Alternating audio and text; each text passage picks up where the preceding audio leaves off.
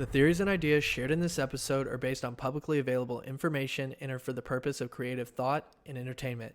The topics we discuss are our own opinions and purely speculative. Our aim is to explore claims made by prominent individuals, verify them best as we can, and discuss their potential reality. We're just two regular dudes who are fascinated by this phenomena. Enjoy the conversation. What's up, everybody? Welcome back to the Rusty Saucer podcast. How we doing today, Andrew? I'm doing extremely well, Ross. How are you? Hey man, I'm getting by. I'm dealing with some allergies today. They are attacking me hard. So viewers, I apologize if my voice sounds a little gravelly or weird. so, but Yeah, we'll get through this. yeah. You just sound a little nasal congestion, but if you've been following our videos, you'll be able to tell the difference in Ross's voice. So, Yeah. If you're a real Rusty Saucer follower and subscriber, video liker, video commenter, yep, you should be then able to tell. then you'll know. Yeah, Hmm. definitely. But yeah, and once again, to everybody out there that's listening and watching the videos, we appreciate the heck out of you. So, keep it Hmm. up, keep recommending us, and we'll love you forever for that. Yeah.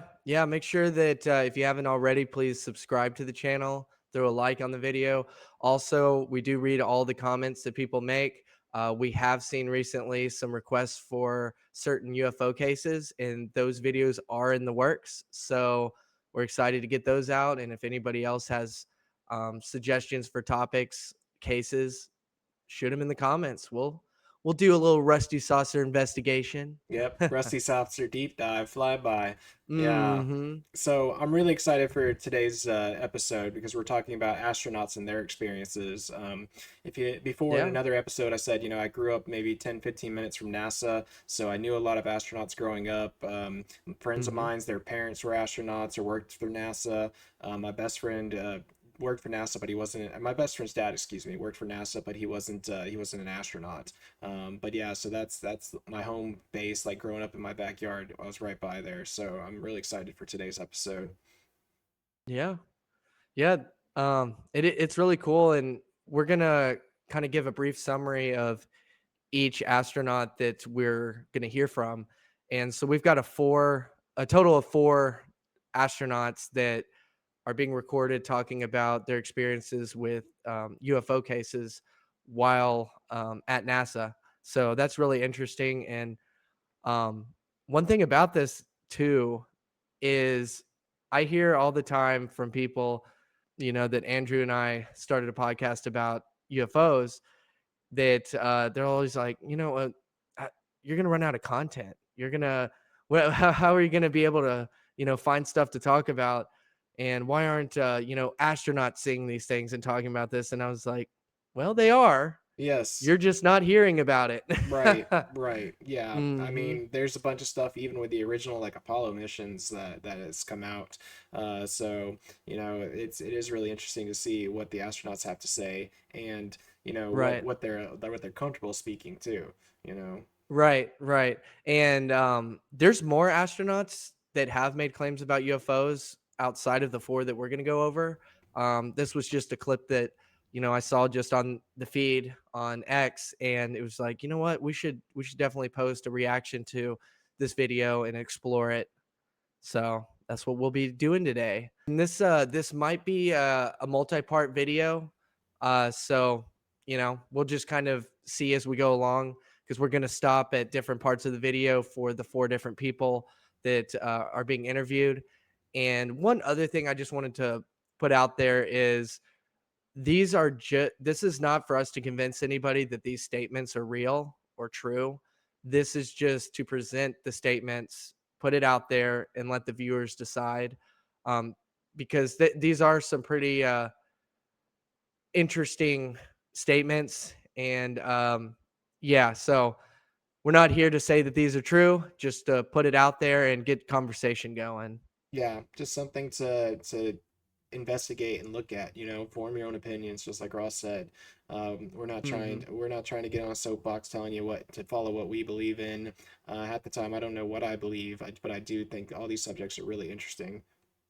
Right, right. Yeah, that's the whole thing here is just that it's very interesting, and if there is something to it, well, we saw it coming. Yeah, for sure. All right, well, you ready to dive in, Ross? Let's dive right in. All right. All right, guys and gals, this first video we're about to play for you is a compilation of several testimonies from astronauts. It's brought to us by the X page at UFOB underscore. And so we don't know the original source material for this stuff. If anybody does know, you can leave it in the comments and we'll give them recognition later on. But yeah, we just wanted to thank at UFOB underscore for putting this on our radar from his X page. So Ross is going to tell you about a little bit about this first astronaut that we're about to hear from. Yeah, so the first astronaut is Gordon Cooper. So Gordon Cooper was one of the original 7 Mercury astronauts. Born on March 6, 1927, he made the last and longest Mercury flight in 1963, orbiting Earth 22 times. In 1965, he flew on Gemini 5, setting a new spaceflight record.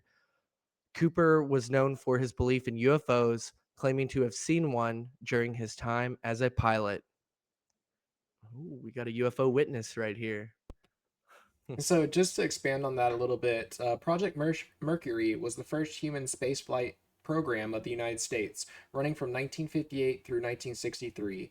An early highlight of the space race, its goal was to put a man into Earth orbit and return him safely, ideally before the Soviet Union. hmm All right, well, let's check out what he has to say. And Oh, one other thing too, in this first clip, we're gonna have Harry Reid is also mentioned in this video. And Andrew, do you want to kind of introduce who Harry Reid is? sure. Harry Reid was a U.S. politician born on December 2nd, 1939. He served as a U.S. Senator from Nevada from 1987 to 2017 and was the Senate Majority Leader from 2007 to 2015. Reid was instrumental in funding the Advanced Aerospace Threat Identification Program, AATIP, which I know we talked about before, which hmm investigated UFO phenomena. He passed away in December 28th of 2021. All right. Well, let's check out this clip. All right, let's get to it. I was having some cameramen film the installation of a precision landing facility we were putting in right on the edge of the dry lake, and this saucer flew right over them and put down 3 little gear and landed out on the dry lake bed. And they went out to picked up their cameras and moved on out toward him filming. And he lifted off, put the gear back in the well, and climbed out at a very high rate of speed and disappeared. And so while I was going through all the regulation books and finding out the number to call in Washington to report it, I had them go over and develop the film. By the time they got back with the developed film, I was on the higher and higher and higher level officer talking to me. Finally with the colonel telling me to, when the film arrived at my desk, to put it in the carrier pouch. There would be a courier there at my office by that time already, and they'd arranged for him to fly in our base airplane back to Washington with these films. And do not run prints, et cetera, et cetera, et cetera. So we stuck them in the courier pouch. Did you watch the film? We didn't have a chance to run it. I had a chance to hold it up to the window and look at it. It was certainly good film. Good close-up shots? Good close-up shots. In my opinion, I think they were worried that it would panic the public if they knew that someone had vehicles that had this kind of performance, way back right after World War II, period of time. So they started telling lies about it. And then I think they had to cover another lie, and tell another lie to cover their first lie, and now they don't know how to get out of it. Now it's going to be so embarrassing to admit that all these administrations have told a lot of untruths that it's going to be embarrassing to get out of it. I interviewed Gordon Cooper, Mercury astronaut Gordon Cooper, back in the 90s. Cooper said on camera that there was a landed UFO at circa 1957 at Edwards Air Force Base. His camera crew captured the filming of this object, and he presented this to the higher-ups, and eventually a courier jet came in from Washington. He handed the footage over, which was good. He viewed it. That's the last he saw of it. Exactly. Did you know where that footage went of the flying saucer that landed on the tarmac? Went to Washington, that's all that I know. Did you try to go after stuff like this? We did. We have. It's there. It still hasn't seen the light of day? I'm saying most of it hasn't seen the light of day. Wow. That's really interesting. And we keep hearing that time and time again. And when it comes to UFO, UAP related stuff, is the public ready to learn about this? You know, Yep. they keep wanting to say, well, are they ready? Can they handle it? What's your opinion, Ross? Do you think that most of the general public could be aware of it and not freak out and society collapses? I don't know. What's weird is why is it okay to create fear about China and Russia, but not about, you know, UFOs from extraterrestrial or ultra terrestrial, which is interdimensional. Um, I don't really know why one would be more detrimental to the public than the other. Right, right. I know we touched upon it in the last video that it might make some people with religious views, they might Hmm. balk at learning that there's extraterrestrials or UAPs, but still, you would think Hmm. that announcing that kind of stuff would maybe lead us to come together, especially if they're malevolent, Right. with which some of our people that we've talked about have said, that could be a common bonding ground for different countries and nations to come together and say, hey, we need to work together. There's something here that we need to look into because it affects us all. If his story is true, and like you were saying about bringing people together, I'm kind of wondering if maybe these things have been interacting with a part of governments or some sort of society more than we know about, and they don't want to be seen by the public. That's kind of an interesting perspective because they always seem to fly or be around an area that only the military is able to pick them up. Very Now, true. this does make sense too, is because people do ask about, well, we have all these satellites. Why aren't they, picking them up? Why is only the military picking them up? Well, if you think of something that is probably crossing across either dimensions or extraterrestrial, it's probably going to have stealth mode, meaning that only certain types of devices designed to look for it can find it, because we have all these satellites, yet there's Chinese spy balloons, Russian spy balloons, there's all sorts of things that enter our atmosphere without us knowing.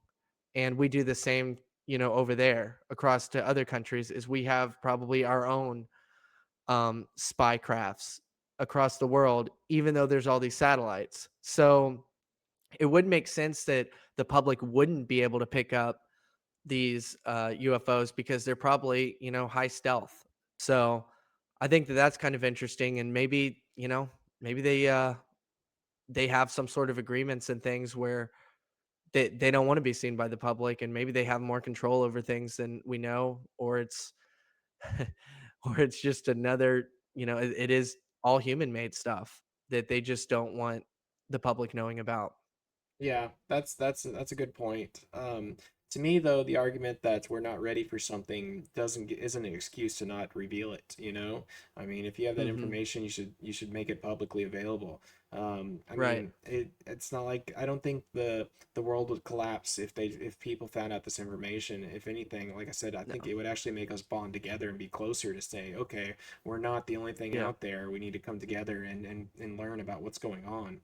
The point that he brought up that they gave it to a courier in the government and that was the last I saw of that video, it just makes me wonder, is there some kind of like Indiana Jones leveled warehouse, like at the end of the Indiana Jones movie where there's just all these things? Like, where is that video Yeah. sitting right now? What bookshelf or what storage locker or secure facility is this sitting at? I mean, what else is there with it, you know? Yeah, and I wonder how many people have actually seen it. Is it Yes. one person? Is it 3 people? Is it 100 people? How many have actually gotten to see that video? Right. Did So, did a handful of people yeah. see it and then decide, no, we're just gonna, lock this away for another day, or? Mhm. Yeah. No, it's interesting stuff, and like you were saying, we see and hear this stuff all the time of either it's film disappearing, is it the public's not ready for this, you know? And but I don't know. I think actually a lot of people wouldn't really even care too much. Yes. Um I talked to so many people about this topic. Some people are really into it, and some are just like, I don't care either way if there's aliens or not. Right. It's like, Yeah, if it's not affecting their daily life, it's like, might as well not. hmm It's not on my radar. What do I got to worry about it? right, right. And I feel like that there's a minority of people that would react in such a strong reactive way. So, Right, right. And but now that's my opinion. I don't with know. with the internet and so much information at our fingertips, I don't think it would be something that would make this mass panic and global economies falling and all these hmm things like they would make it sound. So Yeah, I've never bought into that either. It just didn't really make sense to me. Again, most of the people I talk to, they don't care one way or the other. I meet I don't really meet that many people that are super into it, and if I meet somebody that's not, it's not that they're against it. It's just that they don't really care one way or the other. right, right, So, yeah. All all right. right, Well, you want to go to the next one, Andrew? yeah. Let's move on to the next one. So the next astronaut we're going to be hearing from is James McDivitt. This is all from the same X page. So it's all one continuous video, even though we're kind of chopping it up and talking about each astronaut as they come. So James McDivitt, to give you a background, was an astronaut and business executive born on June 10th, 1929. He was the command pilot of Gemini 4 in 1965, which included the first American spacewalk by Ed White.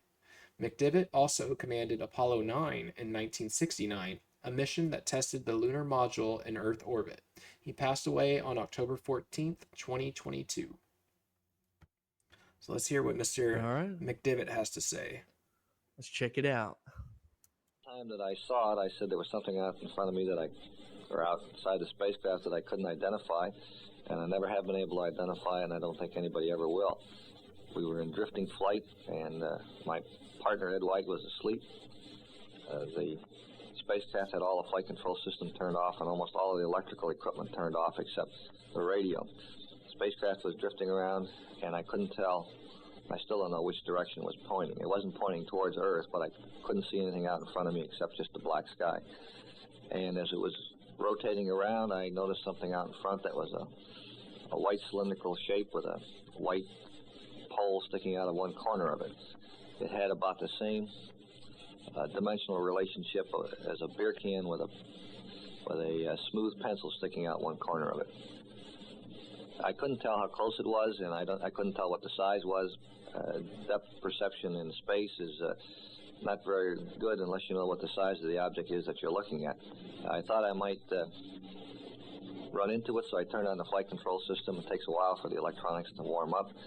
And in the meantime, I grabbed two cameras which were floating in the spacecraft. And I grabbed one and took a picture, and I let go of it, and I grabbed the other one and took a picture. As the sun shone on the window, I could no longer see out, and the thing just disappeared. I never did find out what it was, and nobody else ever did either. They checked the NORAD records to see what they had up on radar, and there wasn't anything within very close range of us. After we landed in the Atlantic Ocean, the films were flown back to Houston. I've seen the photos that were released. I've seen them published in magazines and newspapers. Now, I went back and went through each frame of all of the pictures that we took after the flight, and there wasn't anything in there. There are an awful lot of stars in our universe, and our star, our sun, has a lot of planets around it, and it would seem highly egotistical, I think, that if we thought that we were the only planet in the entire universe that had life on it. No matter how far you can see when you're looking into the universe, you just aren't looking at the end of it, and it doesn't make any difference whether you're doing it with your naked eye, with a reasonably high-powered telescope, or the biggest thing that we have here on Earth. During my flight on Gemini 4 in 1965, I saw an object in space fairly close to our spacecraft that I could not identify. It looked to me like maybe the upper stage of another rocket. I tried to take some pictures of it, but unfortunately the pictures did not come out properly. We never were able to identify what it was, and all of our ground radar tracking data indicated that there shouldn't have been another object anywhere near us at the time. Now, Brigadier General Jim McDivitt not only was a former astronaut, he also claims to have seen an unidentified flying object. First, welcome here. When was that, General? It was during the flight of Gemini 4, Mario, in June of 1965. Could you describe this UFO for us? Yes, it was a white object. If it had been about, that high, it would have been about that big around and had a long white tube sticking out of it. Any idea what it was?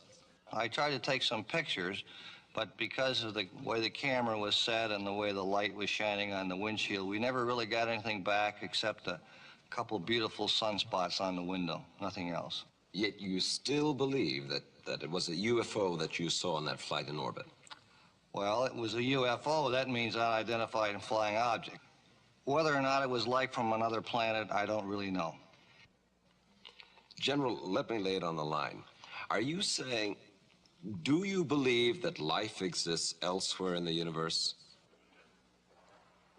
Yes, Mario, I really do. I think it would be very naive and really super egotistical on our part to believe that we're the only form of life in all this vast, vast universe in which we live. Yeah, I am 100% agree with Mr. McDivitt on that. The odds are just astronomical that there would be life out there besides us. Mm-hmm. Yeah. So what do you think about his flyby UFO sighting there, Ross? It's interesting. It's not one of those that you're like, okay, that's for sure an alien spaceship, but it is interesting that none of the photos showed anything about it. Yeah. Um, Well, to me that kind of and makes none of the sense. radar data showed anything about it. Right. For how early on they were in there with technology. I mean, even trying to snap stuff on my phone, that's got this super advanced camera that, and a better processor than what took us to the moon just in that phone itself, like I can have a hard time filming stuff that's right in front of my face. So Right. I'm not super surprised that didn't turn out.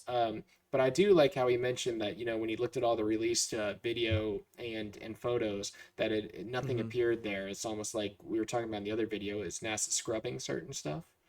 Right. Well, that's kind of what I mean, that it's odd that nothing was shown up. Is that's what I was kind of hinting at. Mm, yeah, yeah. So But yeah, yeah. it is really cool to hear him say that. I paused the video for half a second because he was a different age and his voice sounded different, so I thought it was jumping to the next Hmm. astronaut.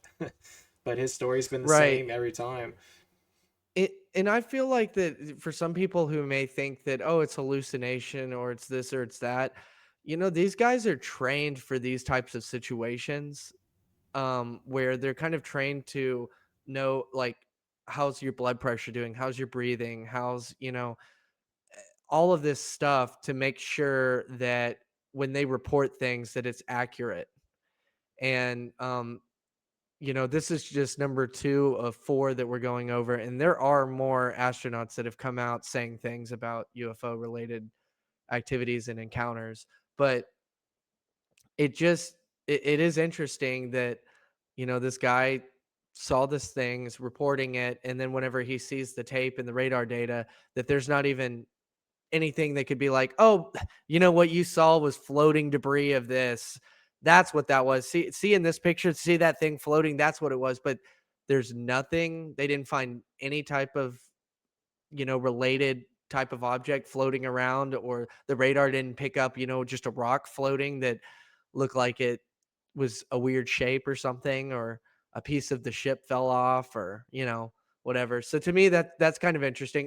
It's not like, damning evidence or anything, but it is like, oh, that's kind of odd. Just one of the many odd things in these stories. I actually, on the floating debris thing, that's actually kind of what I was thinking to myself. If the Soviets or us even left some kind of debris out there, on maybe Hmm. early test flights or something, with they wouldn't want to tell us, or it was a prototype of something. And Yeah. I wish he described more about like how fast it was going in comparison to him, and that kind of stuff. But it is still cool that Hmm. he talked about it at all. Right. And something that the Soviets built may not be as recognizable to him, Exactly. you Yeah. know? Hmm. So Yeah. it could have been that. Right. And here at the Rusty Saucer, we're open to that. Yes, yes, we are. We're, we're open for it to be terrestrial. Yes, yes, yeah. Either way, it's still interesting. So, Yeah. but yeah, that's about all I have to say on the McDivitt story, though. He seems pretty genuine, and I like the fact that he wasn't certain about what it was. Right, right. All right. Well, let's get to astronaut number 3. Alrighty.